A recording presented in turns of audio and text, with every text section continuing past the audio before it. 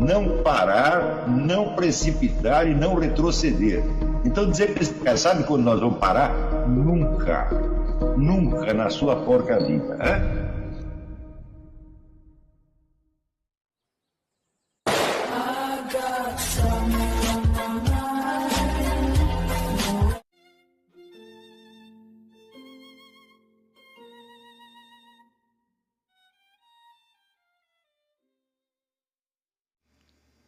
E aí pessoal, tranquilo? Então vem aqui antes do vídeo começar, pedir para vocês se inscreverem, quem não for inscrito, compartilhar, curtir, comentar. Quem puder seja membro do canal, que isso ajuda bastante. Tem também o link do Apoia-se. Quem puder ajudar nosso canal e apoiar financeiramente vai ser muito bem-vindo. Mas o mais importante é transmitir o conteúdo e os conhecimentos do professor Olavo de Carvalho para mais e mais brasileiros. Então compartilhe e ajude aí nossa causa. Muito obrigado a todos os membros, apoiadores do canal. Fico muito feliz. Tenho certeza que a gente está no caminho certo. Então fiquem com o vídeo e até mais. Valeu! E as pessoas às vezes vivem com saudade do passado, porque, né, por exemplo, eu gosto muito de tango, escuto muito tango, toda hora tem esse tema recorrente, né? O passado não volta mais, né? Então saiu da existência, não é isso? E o que vai ser daqui a pouco? Também não está na existência. É apenas uma possibilidade. E a possibilidade, diz você, só existe na minha cabeça, como hipótese teórica. Então, isso quer dizer que a única coisa que parece real é o que está fisicamente presente.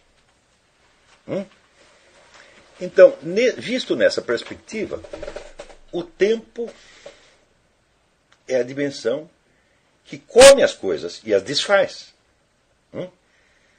Então, logo elas entram na existência, elas já desaparecem. Então, isso parece o famoso mito de Saturno, que é a divindade grega do tempo, que come os seus próprios filhos, devora os seus próprios filhos. E o famoso verso do Camões, né? Que quanto da vida passa está recitando a morte. Quer dizer, a morte está recitando, né, aquilo que está passando, porque quando está passando já passou, já virou morte. Então, o passado é a dimensão da morte. E o presente é fugaz. Então isso quer dizer que, neste sentido, toda continuidade que a nossa pessoa possa ter ao longo do tempo é apenas uma invenção nossa. E mal você acabou de inventar a sua história, ela já passou também. Isso eu estou falando, isso é a experiência moderna característica, a experiência de hoje, a experiência do tempo que as pessoas têm hoje. Então, vocês veem que isso aparece, por exemplo, naquela peça, esqueci o nome, Samuel Beckett, em que um sujeito, na cama, moribundo, conversa com outro sujeito, que é aparentemente ele mesmo, e o sujeito lhe pergunta: você não se lembra do instante do seu nascimento, se der certo? Então como você sabe que você é você? Você não testemunhou o seu próprio nascimento, nem isso você sabe. Então nós chegamos aí, vamos dizer, à total dissolução da ideia de biografia, de história. Quando você conta a sua vida, você está inventando essa vida de novo. E a sua vida só existe como invenção naquele momento, que você mal acabou de contar, já não existe mais também. Esta é uma experiência que aparece e reaparece na literatura moderna o tempo todo. Não é isso? Mas que aparece também na vida das pessoas. Então, cada um se sente como se fosse um ser evanescente, uma fumaça.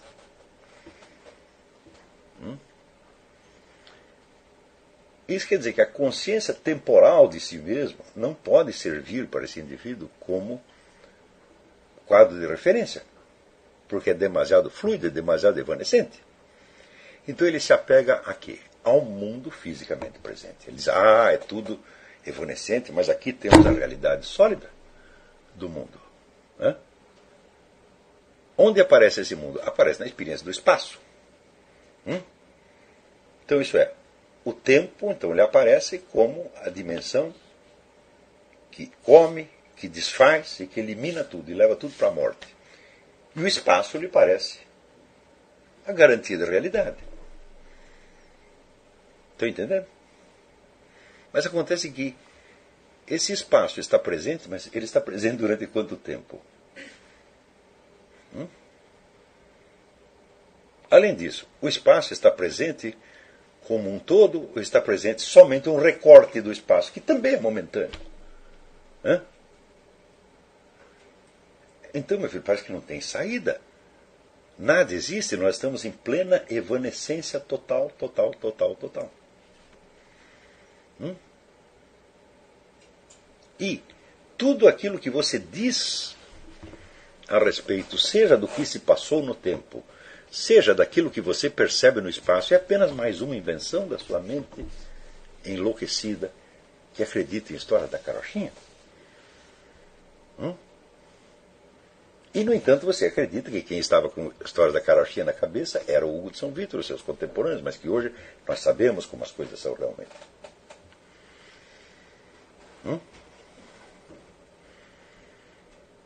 Por exemplo, Isaac Newton, observando o comportamento da natureza e fazendo contas, ele descobriu uma certa regularidade, quer dizer, coisas que se repetem. Não é isso? E ele diz que as coisas são assim. Eu digo, bem, mas elas se repetem durante quanto tempo? Veja que Newton, para fundamentar a sua teoria, ele teve que inventar um negócio que ele chamava de tempo absoluto.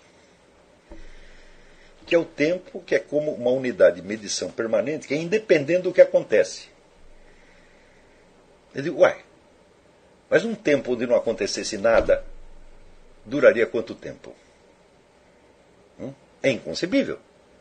A ideia do tempo absoluto, ela se contradiz a si mesma. O tempo que é independente do acontecer é o tempo que é independente da duração. Então não é tempo de maneira alguma. E também o espaço absoluto, quer dizer, o espaço sem coisas dentro. Quer dizer, o espaço é pura medida, mas se não tem nada dentro do espaço, também não tem medida. Então, quer dizer, para chegar a uma descrição do comportamento da natureza que nós consideramos realista, e dentro do qual nós vivemos, como diz o Ion Illich, e vivemos dentro desse espaço-tempo newtoniano, a tal ponto que o que quer que o contrarie nos parece impensável, Newton concebeu duas ideias que são absolutamente autocontraditórias. Ou seja, ele reconhecia que essas ideias são meras invenções, mas ele precisava delas para poder fazer as medições. Não é isso? Então, quer dizer, você inventa planos de comparação irreais e com base neles você faz uma série de medições e você diz, agora eu aprendi a realidade.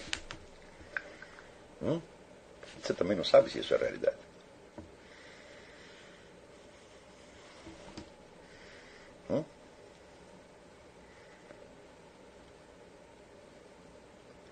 Isso quer dizer o seguinte, que se você tentar pensar tudo em termos de espaço-tempo, não lhe sobra nada na mão.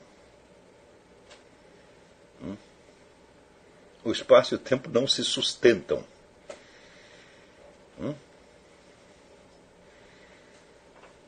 E é isso que o Hugo está dizendo. Muito antes de Newton. E muito antes da física quântica.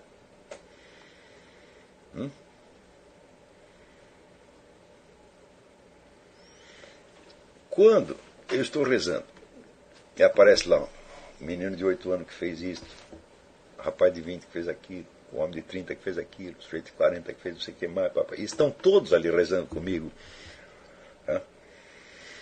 Bom, todo mundo sabe que há uma experiência universal, de que na hora da morte a sua vida passa diante de você como se fosse uma fita acelerada. Eu digo, bom, mas eu não preciso morrer para assim, experimentar isso. Eu experimento quando eu me permito estar diante de Deus e me mostrar para Ele como eu sou. Só posso mostrar isso para Deus. Se eu for mostrar para vocês vão ficar horrorizados. Mas para Deus eu posso mostrar tudo, porque, sabe, Deus é tão velho, ele já viu tudo e não se espanta com mais nada, né? Então, aqueles personagens que eu fui, por que é que eles reaparecem? É porque eu estou conversando com alguém que existe na eternidade e não no espaço-tempo. Então, na eternidade, todos os personagens que eu já fui e o que eu estou sendo agora, todos existem, eles estão presentes. Então, se eu fiz um pecado aos 8 anos, quem está confessando esse pecado não é o homem de 62, é ele e mais o menino de 8.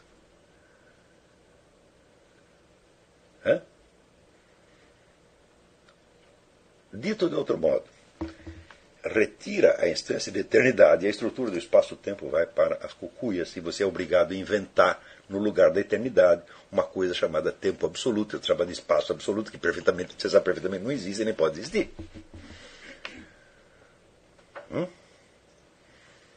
A eternidade é a estrutura por cima e em volta do espaço-tempo.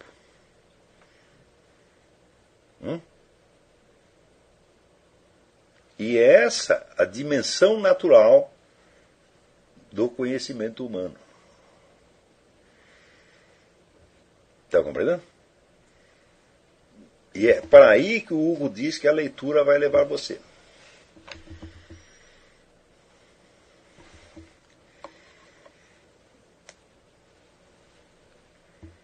Agora, se nós começamos a encarar, para chegar a isso, entender isso, nós temos, claro, temos que entender o Hugo historicamente também, temos que colocá-lo na sua época, na sua sociedade, na sua cultura, etc., para saber o que ele queria dizer. Porém, se esta diferença temporal nós a absolutizamos e dizemos tais ou quais coisas se tornaram incompreensíveis para nós porque são muito absurdas em face da nossa belíssima ciência moderna, nós não entendemos nem o que o Hugo quis dizer e nem o que é a ciência moderna.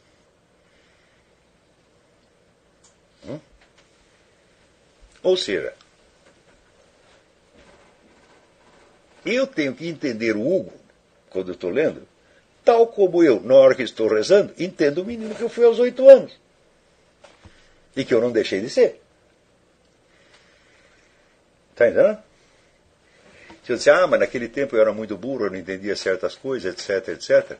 Eu digo, sim, mas este menino que era muito burro, que não entendia as coisas, ele ainda está dentro de mim. Então eu não o superei. Né?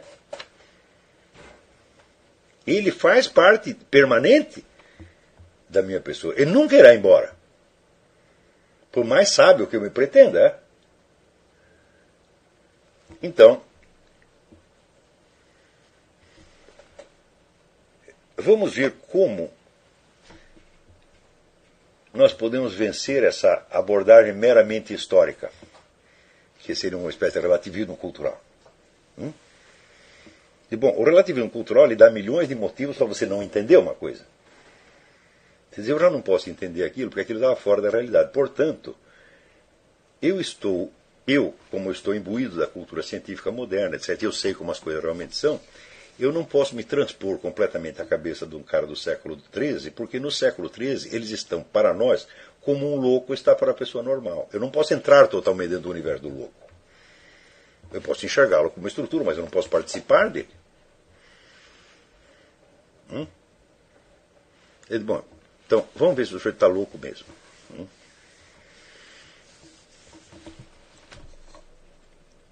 Quando Newton diz que não é a pedra que se move na direção da Terra, mas a Terra que atrai aquele pequeno pedacinho de matéria na razão direta das massas e na razão inversa do quadrado das distâncias. Você pergunta, mas o que precisamente a Terra está atraindo? É uma pedra. Uma pedra é um nada. A pedra é alguma coisa. Ela tem suas próprias propriedades. E se ela não as tivesse, e se ela fosse um nada, em vão a Terra a atrairia, porque ela não viria de maneira alguma. Isso quer dizer o seguinte: a descrição do mundo que se dá na mecânica de Newton pressupõe, dá como pressuposta, a existência das várias substâncias, dos vários entes que são afetados pela lei da gravidade. Ela apenas não raciocina a partir dessas substâncias, mas apenas das relações mecânicas entre elas. Mas as relações mecânicas, para existir, precisam se dar entre coisas que existem. E as coisas que existem têm substâncias. Então, quando a física antiga dizia que a pedra tem um desejo natural de repousar no seio da Terra, ela diz exatamente o que Galileu dirá mais tarde, que quando um objeto não é movido por outro, ele permanece em repouso ou em movimento retilíneo uniforme.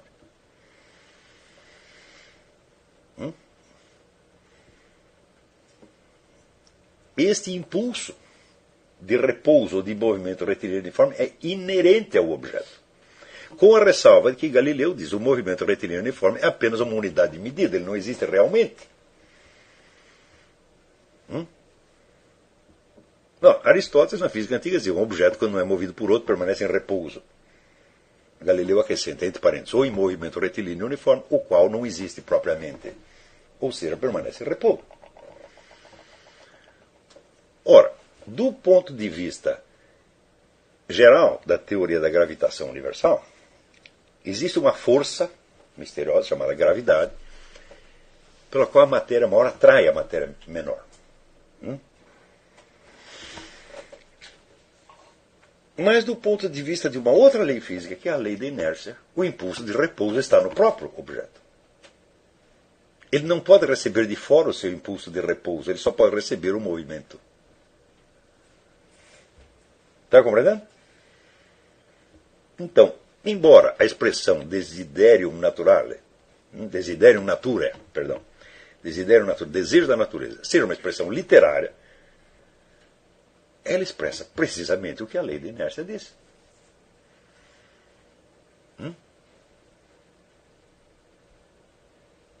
Agora, se eu confronto o que Hugo está dizendo, ou qualquer autor medieval está dizendo, com a lei de Newton, eu digo, mas espera aí, quem diz que é a lei de Newton que ele está se referindo e não a alguma outra coisa? Vista como expressão da lei de Newton, da lei da gravitação, a expressão desiderium natura não faz o menor sentido, porque quem atrai é a matéria. Vamos dizer, o corpo não se move, mas ele é movido. Eu digo, mas se esse corpo não fosse nada e não tivesse propriedade alguma, ele não poderia ser movido. Mas a expressão desiderium natura se refere não ao que acontece ao objeto, mas àquilo que ele é e faz, ou seja, à sua forma substancial. Entenderam?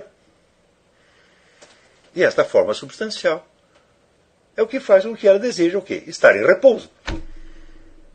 Ou seja, é a lei da inércia. Como é que eu entendi isso? Eu entendi isso partindo do princípio de que um sujeito que ainda não conhecia a lei de Newton conhecia a realidade tão bem quanto Newton e quanto eu. Nós estamos dentro do mesmo universo. Ele não é diferente. Nós podemos expressá-lo as nossas experiências de várias maneiras e em vários planos diferentes. Isso pode causar uma série de confusões, de tal modo que quando você se identifica com a última e mais recente versão, demais, você não entende as anteriores. Mesmo quando elas estão dizendo exatamente a mesma coisa. Então, é lógico que se eu vejo um sujeito estuprando, matando uma menininha de 3 anos, eu não consigo me identificar com ele. Eu entendo que aquilo, vamos dizer, é um mistério tenebroso que fica inalcançável pela minha alma. Mas espera aí, mas Hugo São Vitor não estuprou nem matou ninguém?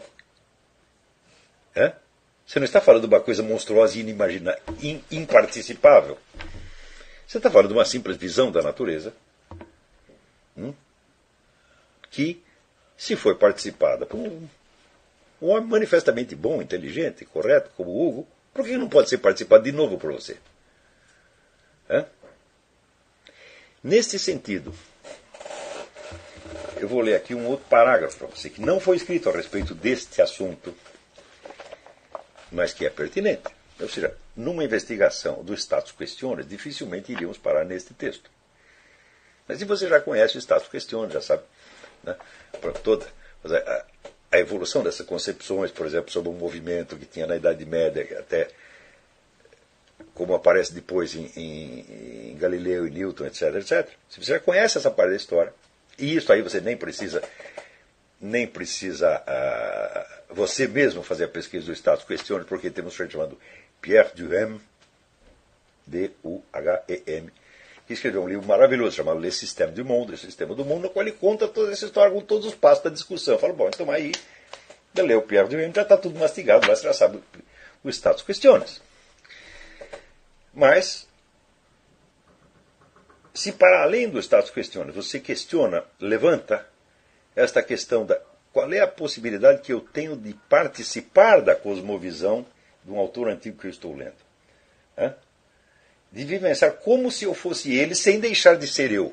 Do mesmo modo com o tal do Olavo, quando ele reza aos 62 anos, ele é ainda o garoto de 8, sem deixar de ser o homem de 62. Que é uma experiência que, se é acessível a um jumento como o Olavo, deve ser acessível a qualquer um. Todo mundo deve poder fazer isso. Né? Quando eu levanto isso, então, pode surgir evocações, como de fato a mim surgiu, desta coisa maravilhosa que eu li no livro do Benedetto Croce, que se chama A História com o Pensamento e Ação, que houve, aliás, uma tradução linda, belíssima, feita pelo poeta Darcy Damasceno em 1962. Eu não sei se ainda, pela editora Zahar, nem sei se isso se encontra ainda. Mas quando você lê uma tradução brasileira aqui, dá gosto, né? Como dizia o Gilberto Amato, eu tenho um orgasmo, porque é uma coisa tão rara. Em geral, a tradução brasileira é tão difícil que você tem que repensar a coisa no original, caso você conheça a língua, para poder tornar aquilo inteligível.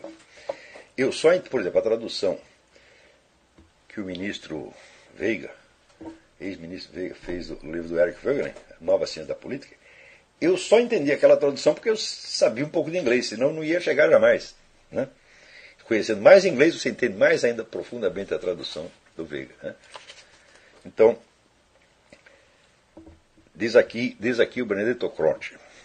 O Benedetto Croce é um dos grandes escritores do século XX. Ele escreve de uma maneira tão maravilhosa que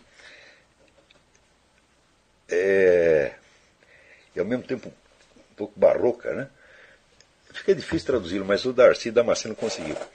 Então, diz ele aqui, o que se chama no uso historiográfico documentos escritos, esculpidos, figurados ou aprisionados nos fonógrafos, ou também existentes em objetos naturais, esqueletos ou fósseis, não age como tal, e tal não é, salvo enquanto estimula e acentua em mim recordações de estados de ânimo que estão em mim.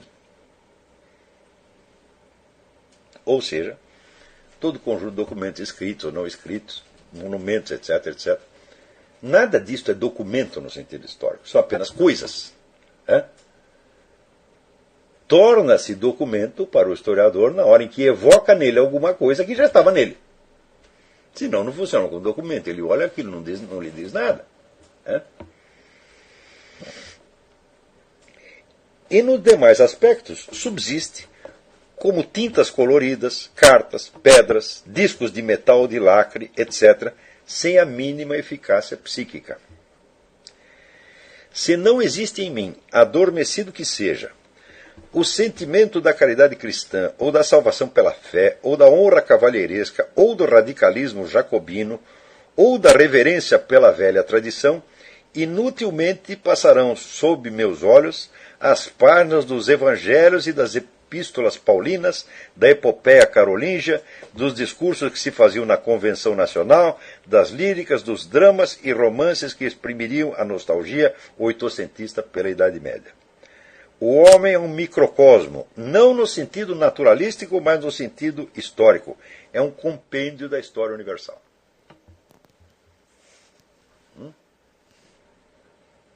Ou seja, é porque você tem dentro de você todas aquelas possibilidades, ao menos no nível imaginativo, que você é capaz de compreender, né, o que os homens fizeram, por exemplo, o que os apóstolos fizeram, ou o que os deputados da Convenção Nacional Francesa fizeram, ou o que os cavaleiros medievais fizeram, ou o que os grandes navegadores fizeram. Né? Se não, todos os documentos que se juntassem a esse respeito seriam para você aquilo: papel, coisas, tinta, pedra, e não diriam absolutamente nada. Mas note bem, se eu olhar isso apenas como historiador no sentido atual, quer dizer, com olhos de relativismo cultural, acreditando que a minha presença na presente cultura é um dado absoluto e intransponível, também não vai adiantar nada. Porque eu acredito que o passado não existe. E que eu tenho que criá-lo com a minha mente agora. Como se eu tentasse criar alguma coisa que daqui a pouco vai cessar de existir também. Agora, se você percebeu a dimensão de eternidade, onde todos os tempos existem como simultaneidade, assim como os vários personagens que você foi ao longo do tempo voltam e estão presentificados e, por assim dizer, unidos a você, sintetizados com você, no momento em que você ora a Deus e pede o perdão dos seus pecados, aí você entendeu que a sua presença num momento histórico não é uma prisão. Você entendeu que você pode transitar em várias épocas, em várias civilizações, e vivenciar tudo aquilo de novo como se lhe tivesse acontecido. E aí, o que do ponto de vista, né, do relativismo absoluto, eu chamo de relativismo absoluto aquele que prende você no seu momento histórico e não deixa sair, e faz com que tudo que foi antes só possa ser compreendido, entre aspas, historicamente, sem participação íntima, sem envolvimento seu.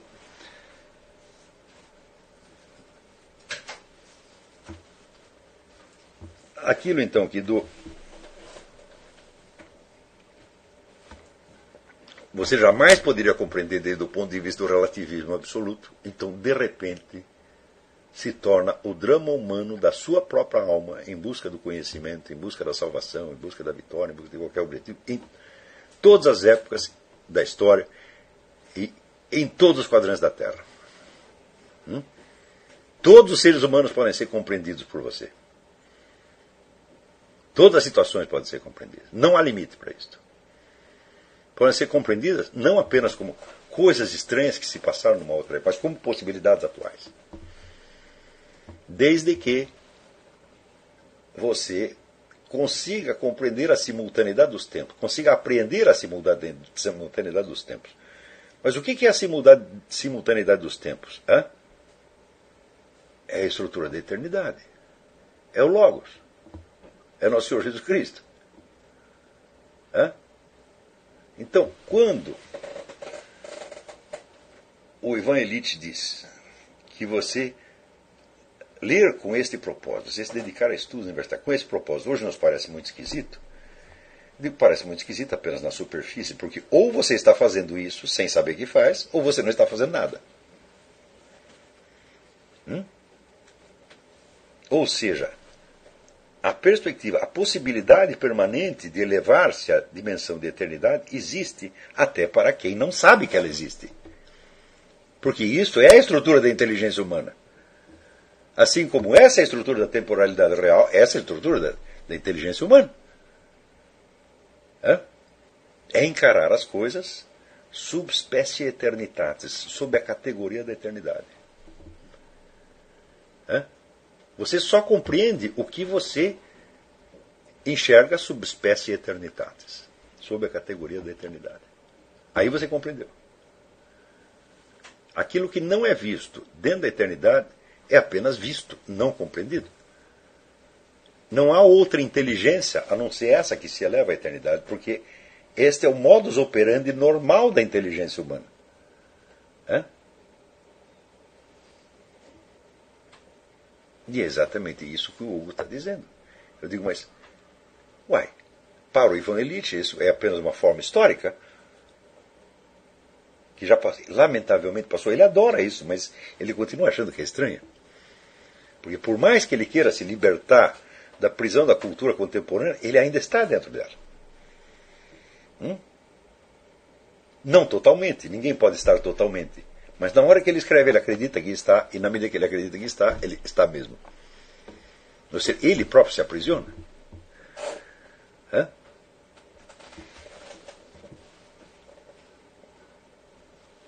Então, o que o Hugo está nos dizendo nessas 5 ou 6 linhas é o método essencial de todo e qualquer estudo filosófico.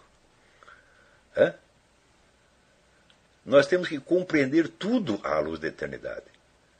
E se não entendemos à luz da eternidade, nós não estamos entendendo. Porém, note bem, entender tudo à luz da eternidade não é assim você pegar a Bíblia ou pegar algum tratado de teologia, né, e deduzir tudo de acordo com o que a igreja ensinou. Porque isso aí não é para a inteligência humana, isso é para um computador. O que você vai ter que fazer, você vai ter que revivenciar essas coisas. De fato. Transformar Hugo num personagem do seu imaginário, e, portanto, elemento do seu imaginário. E ver o que ele viu, e mais o que você está vendo, que ele não viu. E muitas vezes você vai se surpreender que esse personagem que você adotou sabe mais do que você. Ele sabe coisas que você não sabia. E de você prestar atenção nele, você fica sabendo coisas que não sabia antes. E é isto também o que o Hugo quer dizer, que você tem que procurar essas coisas dentro de você. Quando ele fala, nós temos que procurar dentro de nós e não fora, ele está se referindo ao conhecimento e não às coisas materiais. Evidentemente, as coisas materiais só estão fora de nós. Por exemplo, se eu quiser me alimentar a mim mesmo com um saco de feijão pensado, eu vou morrer de fome. Então não é isso que ele está falando. Ele está falando da inteligência humana. É a inteligência que tem que procurar dentro e não fora. Porque aquilo que está fora só adquire significado em função do que está dentro.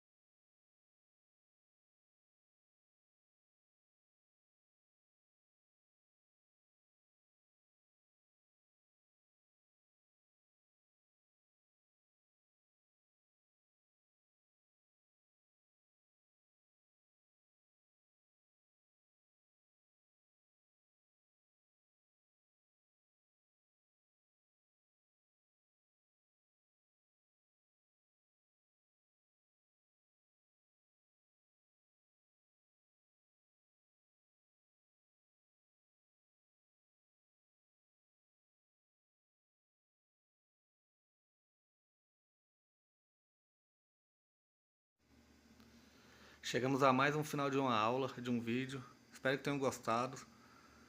Quem não se inscreveu ainda, se inscreva, compartilhe, comente. Ajude o nosso canal, apoie, seja membro. E ajude o nosso canal a chegar a cada dia a mais brasileiros que precisam muito do conhecimento do professor Olavo de Carvalho. Então é isso aí, fique com Deus, até o próximo. Valeu! Então é isso aí, pessoal. Que é o nosso canal. Que são alguns livros que eu já li. A maioria foi doação, mas alguns eu adquiri, professor Olavo de Carvalho. Alguns livros se perderam aí que eu emprestei. Professor Alexandre Costa. A Bíblia Sagrada. 10 lições sobre Karl Marx. Indico a não ler esse livro, que é muito ruim mesmo. Alguns pensadores aqui que realmente, como o professor Olavo de Carvalho disse, não são pensadores. Valeu, tamo junto aí. Apoie nosso canal, seja membro.